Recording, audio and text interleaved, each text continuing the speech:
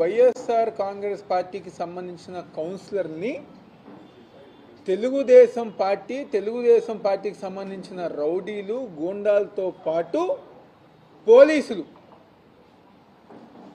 వాళ్ళందరం గారా భయపెట్టి వాళ్ళ వైపుకు తీసుకునే ప్రయత్నం గత 2 రోజుల నుంచి జరుగుతుంది.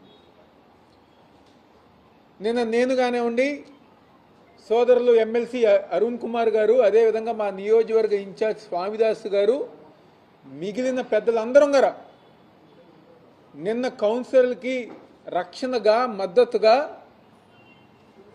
నిన్న తిరువూరు మున్సిపల్ ఆఫీస్ దగ్గరికి వెళ్తే వందలాది మంది తెలుగుదేశం పార్టీ గూండాలు రౌడీలు ఎమ్మెల్యే సమక్షంలో పోలీసుల సమక్షంలో మా కౌన్సిలర్ మీద చెప్పులు ఎసరటం, వాటర్ బాటిల్ ఎసరటం, వాళ్ళని బూతులు మాట్లాడటం లాంటివి నిన్న చేశారు. నిన్న మేమందరం గారా మా కౌన్సిలర్కి అండగా ఉండి మా వైఎస్ఆర్ కాంగ్రెస్ పార్టీలో గెలిచిన 1వ వార్డు కౌన్సిలర్ నిర్మలా గారు, ఆమె ఎంతో గట్టిగా నేను వైఎస్ఆర్ కాంగ్రెస్ పార్టీ జగన్మోహన్ రెడ్డి గారికి అండగా ఉంటాను అని చెప్పిన మా కౌన్సిలర్ నిర్మలా గారు నిన్న పోలీసులే కిడ్నాప్ చేశారు.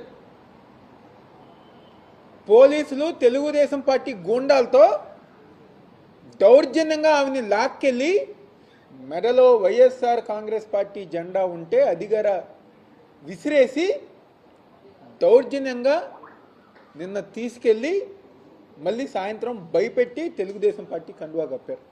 అయినా మాకే బలం.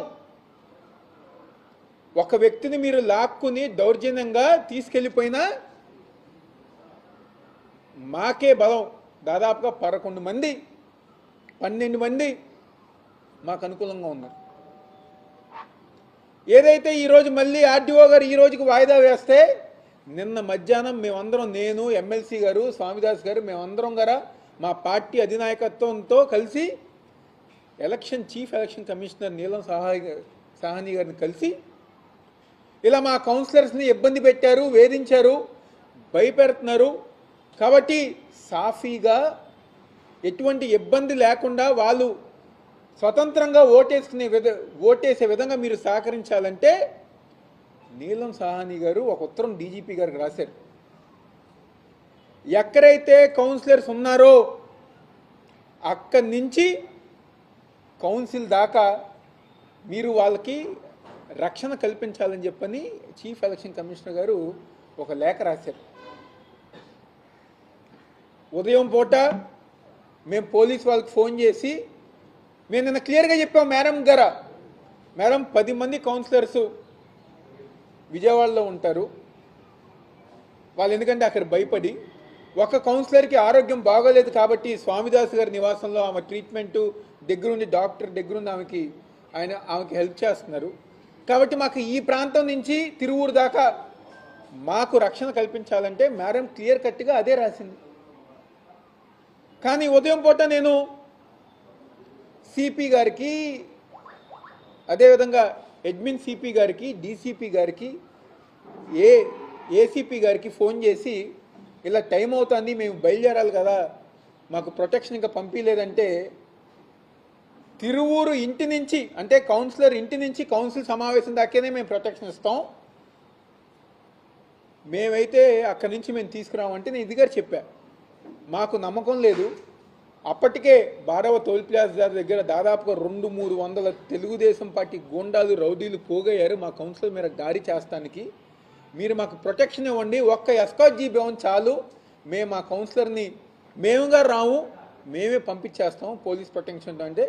లేదు మేము ఇవ్వలేము, వాళ్ళ ఇంటి దగ్గర నుంచి కౌన్సిల్ దాకానే మేము ఉంటామని చెప్పంటే అప్పుడు నేను, ఎమ్మెల్సీ అరుణ్ గారు, స్వామిదాస్ గారు, మేము ముగ్గురం గారా మా నాయకులతో, తిరువూరు సంబంధించిన నాయకులతో మా కౌన్సిలర్ని రక్షణగా తీసుకెళ్తాం జరుగుతుంది. అడుగడుగున గారా చెక్ పోస్టులు ఏర్పాటు చేసి ఈరోజు మా కౌన్సిలర్స్ని ఆపాలి, ఎలాగైనా ఎన్నిక ఆపాలి, లేకపోతే మా కౌన్సిలర్స్ని దౌర్జన్యంగా లాక్కెళ్ళైనా వాళ్ళు గెలవాలని చెప్పని ఒక ప్రయత్నాలు ఈరోజు అనేకం జరిగింది. దాదాపుగా రేపూడి జంక్షన్ దగ్గరికి వచ్చినప్పుడు సిఏ గారు వచ్చారు, మమ్మల్ని ఆపారు.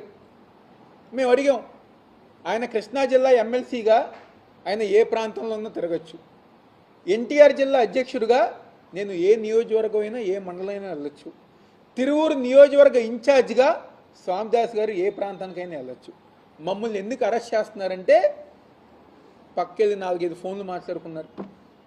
ఆయన ఫోన్ పెట్టేసిన నిమిషంలో తెలుగుదేశం పార్టీ గూండాలు రౌడీలు ఒకేసారిగా 100 మంది 200 మంది వచ్చారు. అంటే మొత్తం గారు ప్రీ ప్లాన్. దీంట్లో తెలుగుదేశం పార్టీ నాయకులు పోలీసులు అందరూ గారు కలిసి ఈరోజు నా మీద కానివ్వండి, అరుణ్ గారి మీద కానివ్వండి, స్వామిదాస్ గారి మీద కానివ్వండి హత్యాయత్న ప్రయత్నం ఈరోజు చేశారు.